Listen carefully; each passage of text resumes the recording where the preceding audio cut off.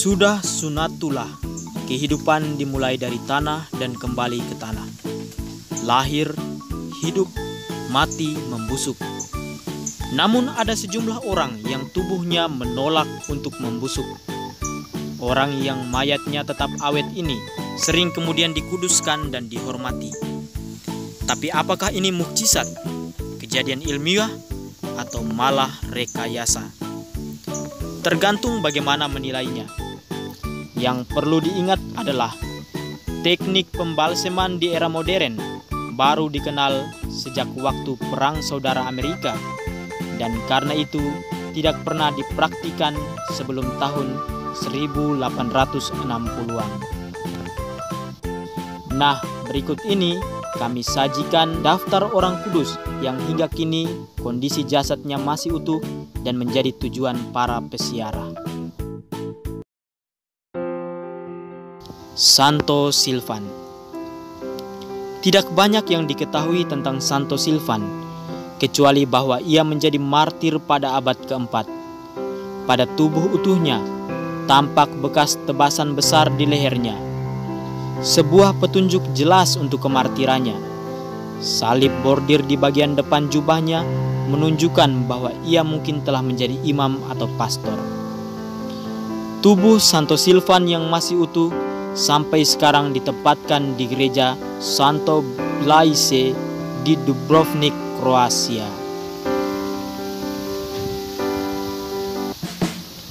Dua, Santa Clara dari Assisi. Terlahir dari keluarga kaya di Assisi, Italia pada tanggal 16 Juli 1194. Clara kecil sudah membenci dengan gaya hidup orang kaya. Pada tanggal 20 Maret 1212, dia kabur dari keluarga untuk masuk biara San Damiano dan menjalani hidup sangat sederhana. Ketika pasukan Frederick II menghancurkan lembah Spoleto, Suster Clara ikut mengusir para serdadu hanya dengan mengangkat piala sakramen Maha Kudus, membuat para serdadu silau dan lari terbirit-birit. Santa Clara meninggal di Assisi pada tanggal 11 Agustus tahun 1253. Baru pada tanggal 23 September 1850, peti jenazahnya digali dan dibuka. Daging dan pakaian susternya masih utuh. Tubuhnya sekarang disimpan di ruang bawah tanah Santa Chiara, Italia.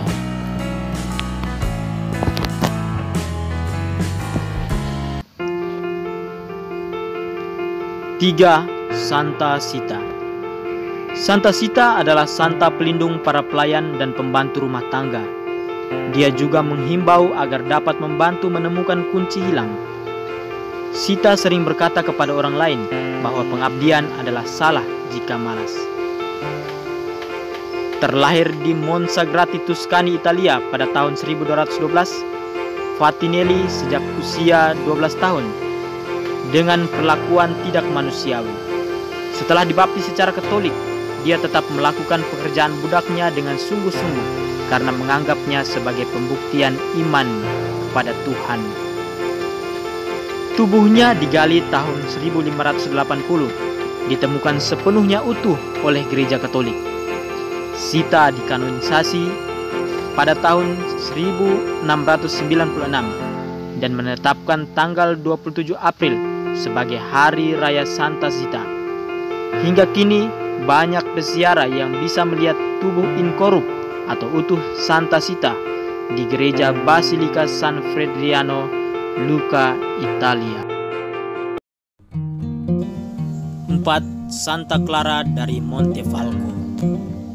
Santa Clara lahir pada tahun 1268 dari keluarga kaya namun beragama di Montefalco, Italia. Clara kecil dikenal sangat cerdas dan patuh kepada agama. Ia memutuskan untuk masuk biara di usia muda dan mengabdikan diri untuk kehidupan beragama. Hingga kemudian, Suster Clara diangkat menjadi kepala biara. Kedekatannya dengan Tuhan, dikatakan, membuatnya bisa bercakap-cakap langsung dengan Tuhan. Ia meninggal pada tanggal 17 Agustus 1308 akibat penyakit hati yang aneh. Sebelum meninggal, Suster Clara berpesan kepada adik-adiknya agar mengambil hatinya untuk menemukan salib Kristus. Operasi dilakukan untuk mengambil organ hatinya, dan hingga kini baik hati maupun tubuhnya masih tetap utuh, tersimpan di gereja salib suci di Montefalco, Italia.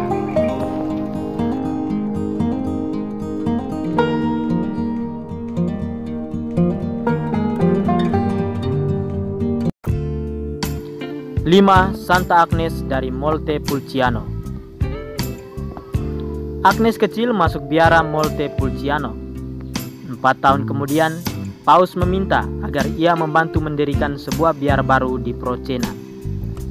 Pada usia 15 tahun, ia menjadi superior biara.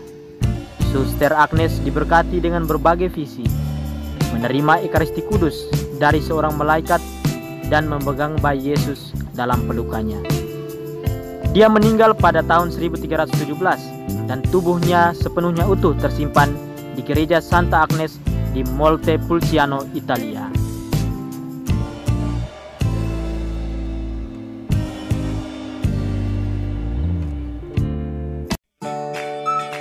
Enam, Santa Margaret dari Castello. Margaret terlahir cacat, bungkuk, cebol, buta dan lumpuh. Tak ada yang mampu menyembuhkannya. Orang tua Margaret memasungnya selama 14 tahun di dalam sebuah ruangan di samping kapel, dan dia tidak bisa melarikan diri. Tetapi ia bisa menghadiri misa kudus harian dan menerima sakramen-sakramen. Orang-orang menjulukinya orang cacat yang kudus. Ia menjalani sepanjang hidup dengan berbaring dan berdoa. Margaret dianugerahi kemampuan untuk menyembuhkan orang cacat. Banyak yang sudah datang kepadanya dan berhasil disembuhkan. Hingga akhirnya Margaret meninggal di tempat pasungannya. Jenazahnya masih utuh dan sekarang disimpan di bawah altar utama Gereja Santo Domenico di Città di Castello, Italia.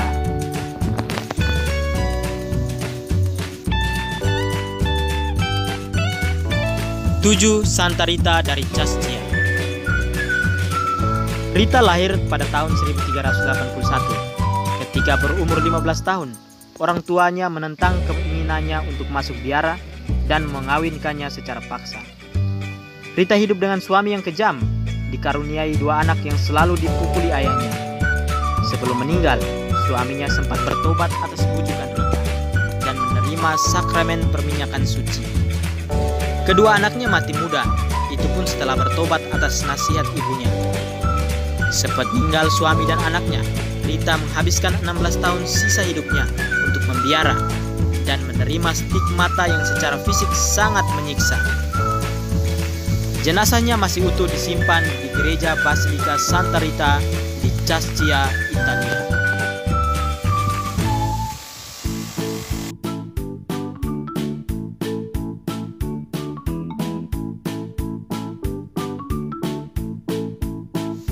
Delapan, Santa Catherine dari Bologna. Ia lahir di Bologna, Italia 9 Maret 1413. Dalam kesehariannya, Catherine sangat dikagumi karena kesuciannya. Dalam masa puasa tahun 1463, Catherine menjadi sakit keras dan meninggal pada tanggal 9 Maret. Tubuhnya dikubur tanpa peti. Namun, 18 hari kemudian, kuburnya digali karena orang-orang mencium bau wangi muncul dari liangnya. Tubuhnya ditemukan sepenuhnya utuh dan hingga kini disimpan di gereja biara Clare Miskin di Bologna. Beberapa tahun setelah kematiannya, muncul penampakan dirinya di biara Fransiskan yang meminta agar jenazahnya diposisikan duduk. 9. Santa Germaine Cousin. Germaine lahir pada tahun 1579 di Pibra, Prancis. Kesehariannya, Germaine mengabdikan diri sebagai sakristan atau orang yang mempersiapkan misa kudus di gereja. Sebagai orang cacat, miskin dan menderita, membuatnya sangat dekat dengan Santa Perawan Maria. Suatu ketika, dia membuat sebuah keajaiban. Ketika musim hujan tiba, air sungai pasang menghalangi umat untuk menyeberang sungai pergi ke gereja. Germaine memohon kepada Bunda Maria dan akhirnya membelah air pasang tersebut sehingga umat bisa tiba di seberang tanpa basah sedikit pun. Suatu hari di musim panas tahun 1601, orang menemukan tubuhnya sudah meninggal. Ia terbaring di atas tumpukan ranting anggur kering sebagai alas tidur sehari-harinya. Ia meninggal di usia 22 tahun dan dimakamkan di sebelah gereja tempatnya mengabdi. Pada tahun 1644, ketika kuburnya digali dan rencananya akan dipindahkan, tubuh Germaine ditemukan segar dan utuh. Hingga kini, jenazahnya disimpan di gereja Pibrac, Prancis.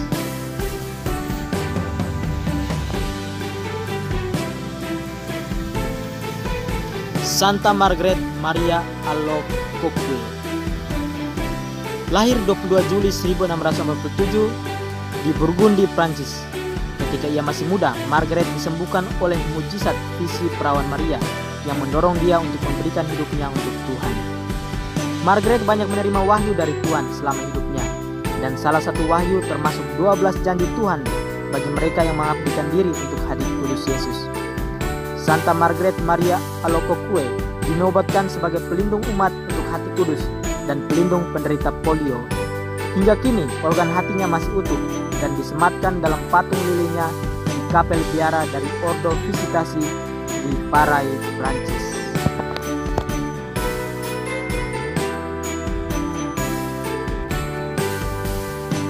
Santa Veronica Giuliani.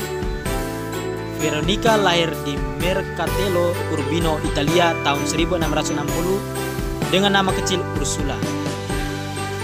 Ia sudah menunjukkan tanda-tanda kesucian yang luar biasa sejak kecil. Ketika berumur 18 bulan, Veronica sudah bisa memaki seorang penjual minyak palsu. Ini tidak adil, Tuhan melihat Anda. Ketika dewasa, Ursula jatuh sakit akibat keinginan ayahnya yang memaksanya untuk menikah. Sang ayah mengalah dan Ursula sembuh.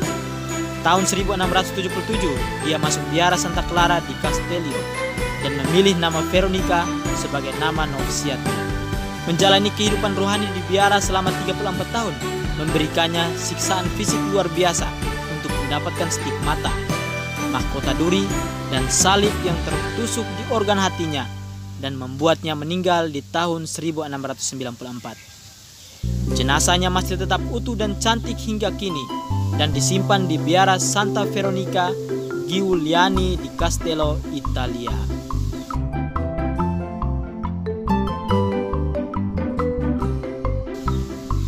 Santo Jean Maria Vianney. Jean Maria Vianney dilahirkan di Prancis 8 Mei 1786 di masa revolusi Prancis.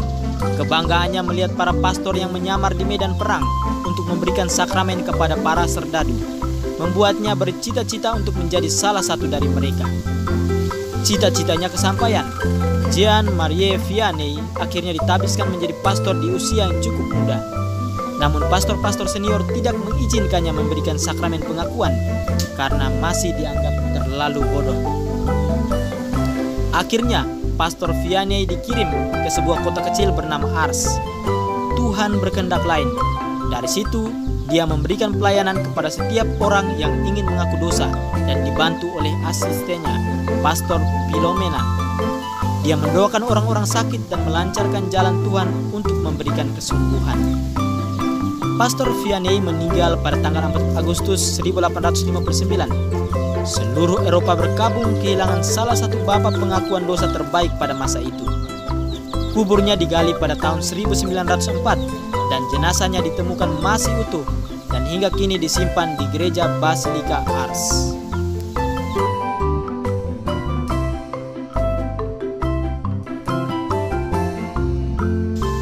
Santa Catherine Laboure. Catherine lahir 2 Mei 1806 sebagai anak ke-9 dari 11 bersaudara. Ketika ibunya meninggal di usia 9, Catherine langsung mengangkat Bunda Maria sebagai ibu keduanya. Kedekatannya dengan Bunda Maria dan visinya terhadap Santo Vincent de Paul memberikan banyak penampakan. Berkat bantuan Santa Catherine, akhirnya banyak orang jahat yang bertobat dan kembali ke jalan Tuhan. Dalam waktu singkat, medali ini pun disebarkan kemana-mana. Catherine meninggal pada tanggal 31 Desember 1876 dan ketika makamnya digali kembali, 57 tahun kemudian, jenazahnya ditemukan segar, sama seperti pada hari itu dikubur. Matanya tetap biru dan indah. Posisi lengan dan kakinya masih lentur, seolah-olah ia sedang tidur. Jenazahnya saat ini disimpan di dalam kotak kaca di Kapel Putri Kasih di 140 Rue de Bac di Paris, Prancis.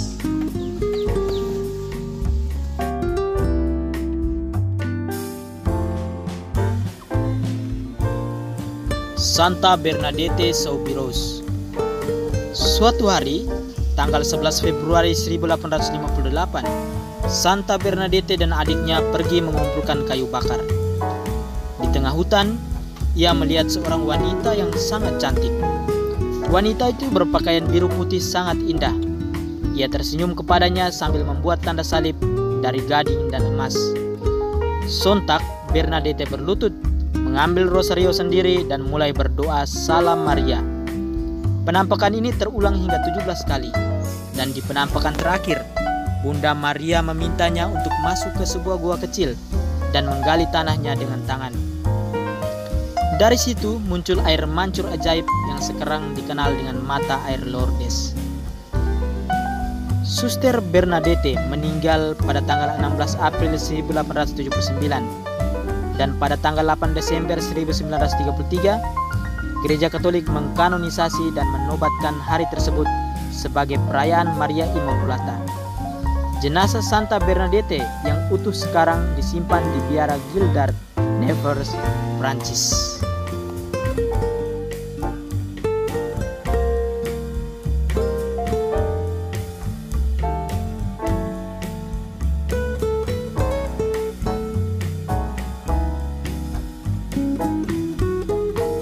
Santo Yohanes Bosco. Bosco dilahirkan di Becci, sebuah dusun lereng bukit dekat Castel Nuovo, Piedmont, Italia, pada tanggal 16 Agustus 1815. Ayahnya meninggal di usianya kedua, membuatnya harus bekerja keras untuk bersekolah, sekaligus menggembalakan ternak. Tahun 1842, Pastor Don Bosco berhasil membuat panti asuhan kecil yang menampung 20 anak. Bulan Maret di tahun yang sama, jumlahnya menjadi 30, dan akhirnya di tahun 1846, Don Bosco harus menyediakan gedung besar untuk menampung lebih dari 400 anak. Ia meninggal pada 31 Januari 1888, dan jenazahnya masih utuh disimpan di biara Basilika Maria Bantuan Kami di Turin, Italia, tepat di samping jenazah utuh Santa Maria Mazzarello.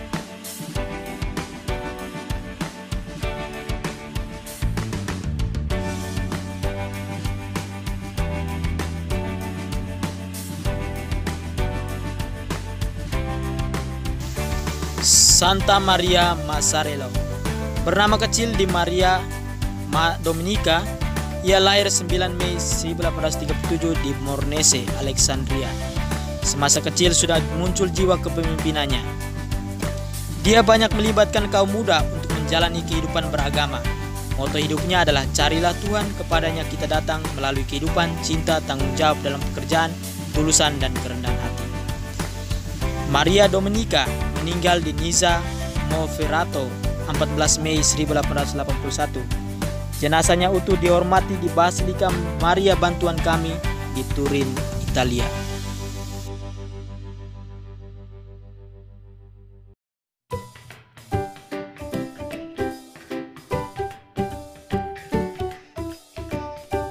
Santa Maria Goretti.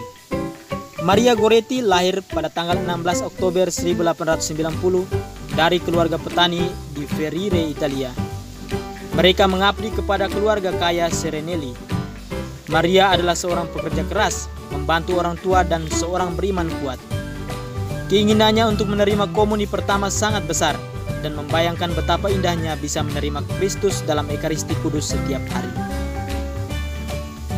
Suatu hari, pada tanggal 5 Juli 1902, seseorang yang bernama Alessandro mencoba memperkosa Maria yang dalam keadaan sakit dengan ancaman pisau. Karena Maria menolak, Alessandro menikah Maria sebanyak 14 kali. Maria dibawa ke rumah sakit, namun jiwanya tak tertolong. Kurang dari 50 tahun kemudian, Maria Goretti dinyatakan sebagai santa dan martir. Alessandro yang sudah menjalani masa tahanan 30 tahun di penjara turut hadir beserta ibunya untuk acara kanonisasi. Jenazah utuhnya masih tetap cantik dan hingga kini disimpan di gereja Our Lady of Mercy di Nettuno, Italia.